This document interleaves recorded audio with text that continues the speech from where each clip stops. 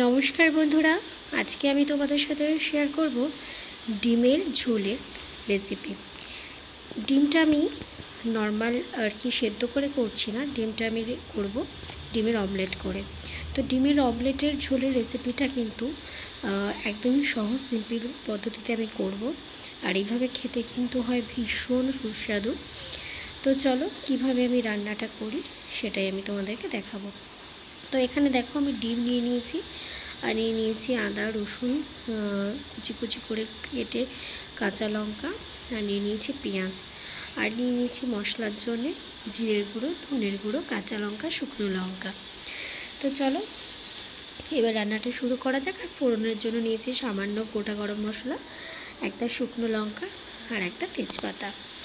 দেখো একটা বাটিতে প্রথমে আমি ডিমটা নিয়ে নিয়েছি, এর মধ্যে দিয়ে দেব কুটি কয়েক কাঁচা লঙ্কা কুচি করা।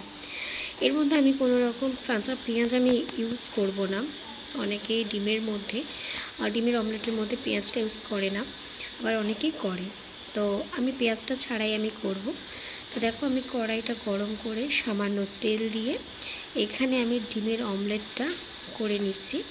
এইভাবে আমি এক এক করে সবকটা ডিমের অমলেট কিন্তু আমি করে নেব। তো দেখো এদিকে ডিমের অমলেট হতে হতে আমি এদিকে মশলাটা আমি রেডি করে নেব। এখানে আমি দিয়ে দেবো পুরো ভরা 1 চামচ আমি জিরের গুঁড়ো, ধনের গুঁড়ো দিয়ে দেবো, হচ্ছে সামান্য হলুদ, আর দেবো কিন্তু সামান্য সর্ষের তেল।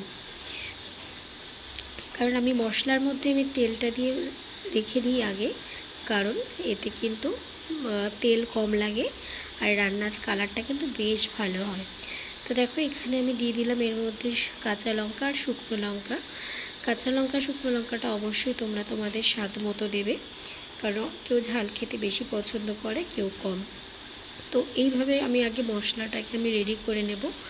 নিয়ে এবার আমি সামান্য একটুখানি জল দিয়ে আমি চামচের মাধ্যমে আমি একটুখানি নাড়িয়ে চাড়িয়ে মিক্স করে আমি মশলাটা আমি এখানে রেডি করে রাখবো। আর অন্যদিকে আমি আমার ডিমগুলো আমি কিন্তু সবকটা আমি ফ্রাই করে নেব। তো দেখো আমি এখানে একটু জল দিয়ে নিলাম। এইভাবে কিন্তু মশলাটা আগে থেকে করে রাখলে মশলাটা কিন্তু খুব সুন্দর মিহি হয়। যদিও বা বাটা মশলার স্বাদও অনেকটাই আলাদা হয়, কিন্তু আজকালকার দিনে বাটা মশলা দিয়ে করাটা কিন্তু এখন আর খুব একটা হয়ে ওঠে না। তো দেখো এখানে কিন্তু আমি সবকটা ডিম কিন্তু অমলেট করে নিয়েছি, আর আমি ডিমগুলো কিন্তু গোটা রাখিনি, ডিমগুলো কিন্তু আমি অর্ধেক করে নিয়েছি। এতে কিন্তু মশলাটা কিন্তু খুব ভালোভাবে অমলেটের মধ্যে ঢুকে যায়, আর খেতেও কিন্তু বেশ জুসি হয় ডিমগুলো। তো দেখো কড়াইতে আমি আরেকটু তেল দিয়ে নিলাম। তেল দিয়ে এবার আমি এর মধ্যে ডুমো ডুমো করে আমি আলুগুলো দিয়ে ভেজে নেব। আলুগুলো কিন্তু তোমরা চাইলে দিতেও পারো, আবার নাও দিতে পারো, তবে একটু দিলে কিন্তু বেশ ভালো লাগে। ডিমের অমলেটের ঝোলে কিন্তু ঝোলটা দেখবে অনেকটা পাতলা হয়ে যায়। তো তার জন্য একটু গ্রেভি ভাব রাখার জন্যে আমি আলুটা এখানে অ্যাড করছি। তোমরা চাইলে আলু এরকম ছোটো করেও দিতে পারো, আবার যদি কেউ একটু বড় বড় পছন্দ করো তাহলে একটু বড় বড় করেও দিতে পারো। তো দেখো এখানটা আমি ভালো করে আলুগুলোকে একটু আমি ভেজে নিচ্ছি। তো দেখে নেবো যে আলুগুলো একটু গলেছে নাকি। তো দেখো এখানে আমার আলুগুলো কিন্তু ভাজা হয়ে গেছে। এবার আমি আলু ভাজা তেলের মধ্যে আমি দিয়ে দেবো কিন্তু একটা গোটা শুকনো লঙ্কা, আর দিয়ে দেবো কিন্তু গরম মশলা দিয়ে এবার আমি একটু ভালো করে একটু নাড়িয়ে চাড়িয়ে নেব। গরম মশলার থেকে দেখবে একটু সুন্দর একটা অ্যারোমা বেরোনো পর্যন্ত। তো দেখবে এমনি তেলের মধ্যে গরম মশলা দিলে না খুব সুন্দর একটা স্মেল আসে, আমার তো ভীষণ ভালো লাগে এই স্মেলটা। তো দেখো আমি তেজপাতাটাও আমি দিয়ে নিলাম। দিয়ে এবার আমি একটু নাড়াচাড়া করে এর মধ্যে এবার আমি যে কুচিয়ে নেওয়া পেঁয়াজগুলো আমি এক এক করে কিন্তু সব আমি দিয়ে দেবো। তো পেঁয়াজগুলোকে দিয়ে আমি একটু নুন দিয়ে নেব, কারণ তাতে পেঁয়াজটা বেশ নরম হয়ে যায়। তো দিয়ে এবার আমি কিছুক্ষণ আমি ভাজা ভাজা করে নেব গোল্ডেন কালারের। গোল্ডেন ফ্রাই হয়ে গেলে এবার আমি দিয়ে দেবো এর মধ্যে রসুন দেওয়ার পর একটুখানি আমি একটু নাড়িয়ে চাড়িয়ে নেব, এতে যাতে রসুনের কাঁচা গন্ধটা যাতে চলে যায়। নতুবা খাবারের কাঁচা গন্ধটা রসুনের থাকলে না খাবারটা দেখবে খেতে ভালো লাগে না, একটা বড্ড রসুন একটা গন্ধ আসে। তাই রসুন দেওয়ার পরে একটু কিন্তু ভালো করে কিন্তু একটু ভাজা ভাজা করে নিতে হবে। এবার রসুনটা দেওয়া হয়ে ভাজা ভাজা হয়ে গেলে এবার আমি এর মধ্যে দিয়ে দেবো কিন্তু আদা। আদাটাও কিন্তু ঠিক সেম ওয়েতে দিয়ে একটুখানি ভালো করে একটু কষিয়ে নিতে হবে। মশলা কিন্তু যত কষাবে তত কিন্তু দেখবে খাবারের স্বাদ কিন্তু দ্বিগুণ হবে। এটা কিন্তু যে কোনো রান্নার ক্ষেত্রেই, সেটা চিকেন হোক, ডিম হোক, মাছ হোক বা মাটন হোক।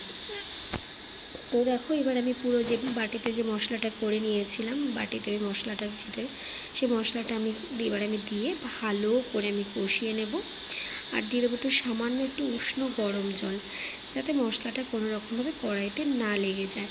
আর সেই সঙ্গে সমান তালে কিন্তু একটু নাড়তে হবে।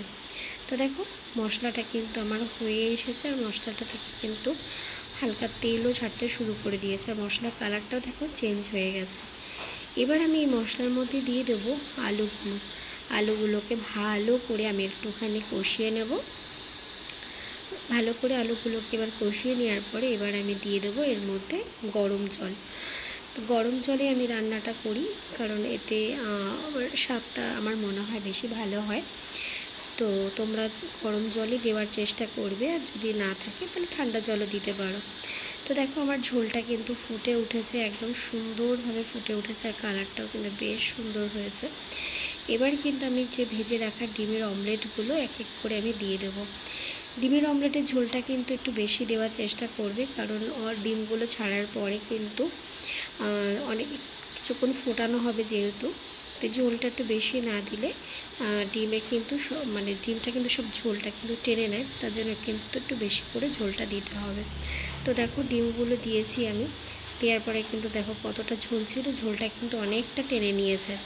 আর ডিমগুলো দেখবে আস্তে আস্তে কতটা সুন্দর ফুলে উঠবে। তো ব্যাস আমি একটু ভালো করে একটুখানি সাবধানে একটু নাড়াচাড়া করে নেব। আর এখানে আমি একটু সিম করে দিয়েছি, যাতে ডিমের মশলাগুলো ভালো করে যাতে ঢুকে যায়। তো দেখো এখানে কিন্তু আমার ডিম রান্না কিন্তু প্রায় হয়ে এসেছে, তোমরা দেখতেই পাচ্ছ। দেখো আমার ডিমগুলো কিন্তু কি সুন্দর ফুলে উঠেছে। তো ডিমের অমলেটের ঝোলের রেসিপিটা কিন্তু একদম সহজ আর সিম্পল একটা রেসিপি। একঘেয়ে ডিম রান্না খেতে খেতে বোর হয়ে গেলে এইভাবে কিন্তু অবশ্যই ট্রাই করে দেখতে পারো। তো দেখো ফাইনালি কিন্তু আমার ডিম রান্না কিন্তু ডান। আর কেমন হয়েছে তোমরা কিন্তু অবশ্যই কমেন্ট করে জানিও। খেতে কিন্তু দুর্দান্ত হয়েছিল। তো এইভাবে তোমরাও অবশ্যই রান্না করো, গরম ভাতে কিন্তু এইভাবে ডিমের ঝোল খেতে খুবই ভালো লাগে। তো চলো ভিডিওটা এখানেই এন্ড করলাম। ভালো